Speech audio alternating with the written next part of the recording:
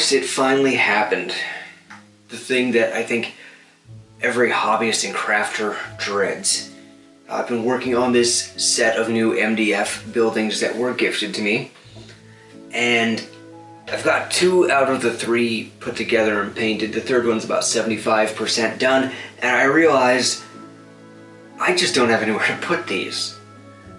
If you've seen the shelves behind me there, I've been squeezing stuff onto those shelves into increasingly tight spaces for over a year now anyway, and there's simply no squeeze left. They're as full as they can possibly get. And yet, I need somewhere to put these 3 buildings, and I need somewhere to put the boxes of projects that I have in the other room that I still intend to work on. Time to clear out a little space. Some of you might remember this project from a couple years ago now. This was a dollhouse that I turned into a fantasy Greco-Roman temple for my fantasy Roman setting. I spent a couple of weeks on this, and there are, I think, 2 videos about it from a couple of years ago. If you haven't seen them, check them out. They did not do well, but that doesn't matter. This was created specifically to fill a role in a campaign, and I have a lot of fond memories of building this and of using it in that campaign. And today, I'm going to take it apart. Now, as you can see, this temple is filled with so many tiny bits of scatter and little greebly bits, and it's all storytelling, believe it or not. Everything in here is purposefully chosen to tell the story that I wanted to tell at the time. The campaign dealt with themes of political corruption spread through a new religion that was popping up, or the worship of a new god, which goes against the traditional will of the people, and what that meant for the people in this country. And we've got all this stuff here coming out of the space that was the office of like the corrupt head of the church, including this little picture at the back, which is one of my favorite little decorative pieces that I've ever done. And it's just print and paste, but I think it's very cool, which is of gladiators, and this new god that pops up has something to do with that, with gladiators and the worship of physical might. And so having that big portrait of these, physical fighters in the back of his office was a sign that maybe he favors this new god, more than traditional gods that his people worshipped. We also have an armory built into the church itself. They had their own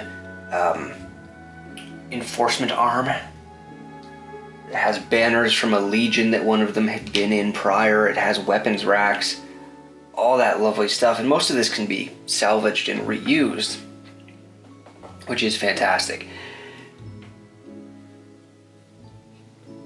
Lots of character in this for a Greco-Roman campaign.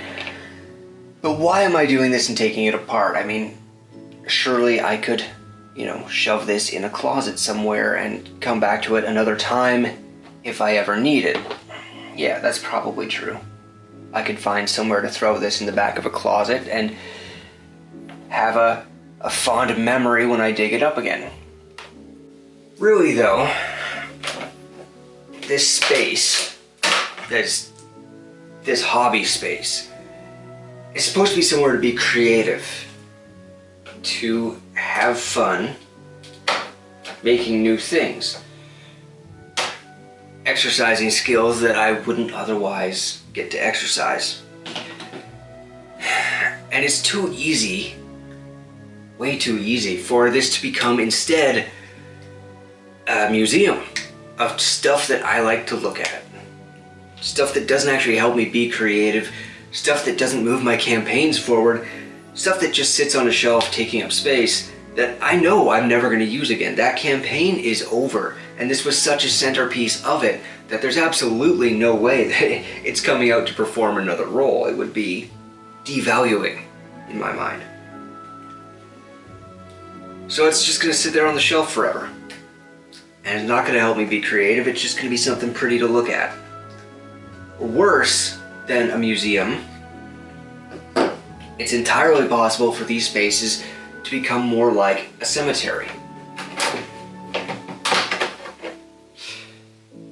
This is a dead project. I'm not getting more use out of this. It's never coming out for a game again. It's just gonna sit there on the shelf, never being played with or used or given any sort of meaning again. And look at the amount of space it takes up. I mean, it is huge and wonderful, and putting this down on the table was so much fun because there's such a reaction, right? This huge temple.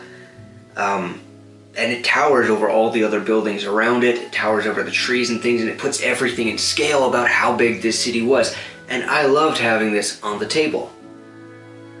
And now it's done. It's preventing me at this point from putting those buildings away, from creating a next hobby project that is going to give me more joy and let me exercise more skills, continue to get better at what I do. And it's just taking up a ton of space. Let me see if I can get the camera in here. This is the statue of that new god I mentioned, Meros, who is sort of gladiatorial, might makes right figure. And you can see all of these offerings that have been left at his feet. There's weapons, there's food, there's wine, there's a crystal vase, there's jewels and gems. He's very much worshipped right now. And then right over here, we have all these statues of other gods and spirits with sort of minimal offerings at their feet, which is environmental storytelling, right? That tells the players exactly what I've been telling them in the narrative. It's being reinforced in the environment to say, you know, these old gods are losing favor. That's part of why I love this piece so much and why it's so special to me, is because it has a ton of that environmental storytelling in it. And I know every crafter hates the idea of taking apart projects that they have worked hard on. It's understandable. Realistically, those are just the constraints of a hobby that takes up so much physical space.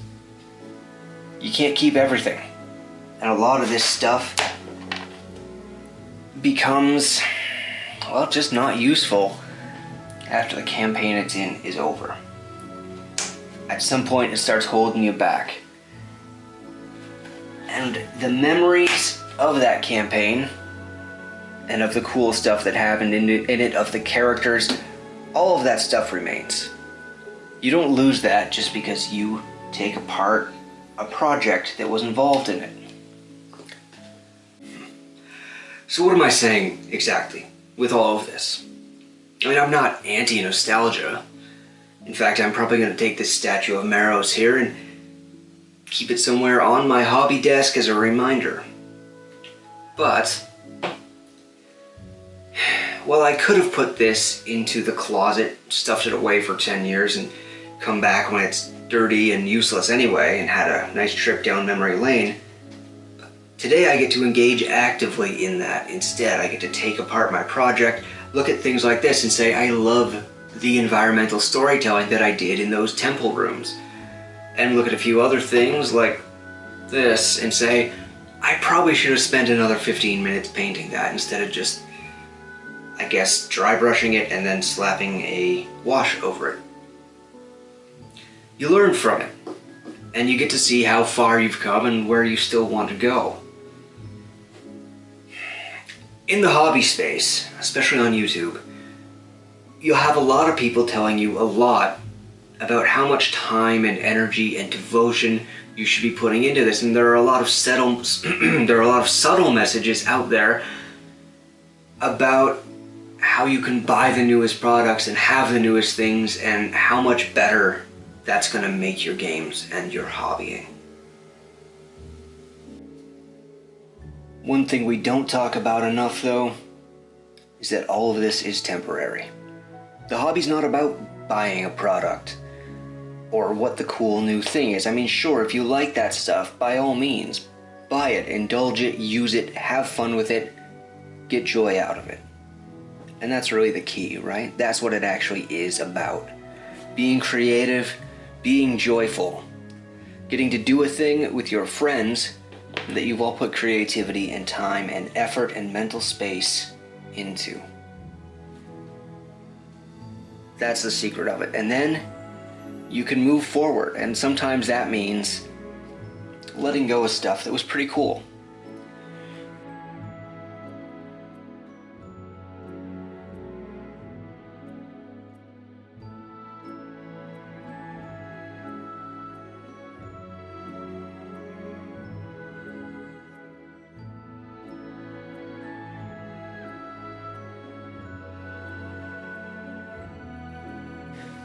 That dollhouse that I picked up for $250 at a yard sale became the centerpiece of a campaign and of a lot of combat maps. It also became representative of a particular time on this channel, and if you want to be nostalgic and a little cheesy, my journey as a crafter. And now it gets to make way for something that can be the centerpiece of the next campaign, or the next campaign, the next cool thing. It feels bad sometimes to let go of stuff that you've put a lot of effort into, but it's a necessary part of what we do. Realistically, we all have these kinds of constraints, and sometimes all you can do is work within them and let things go to keep moving on to the next cool thing, keep moving forward, keep doing cool stuff. There's nothing wrong with that. It's part of the journey. In short, there's nothing wrong with holding on to a little bit of the past. Just make sure to leave yourself room to keep going forward. Alright, thank you for indulging me a little bit if you've watched this far. I know this is not what I normally do here, and I probably won't take another diversion like this anytime soon. But still, thanks for sticking around if you did. Please hit like and subscribe and all that stuff. And next time we will be back to crafting and reviewing and painting and all that good stuff. Alright, thank you for watching. See you on the next one.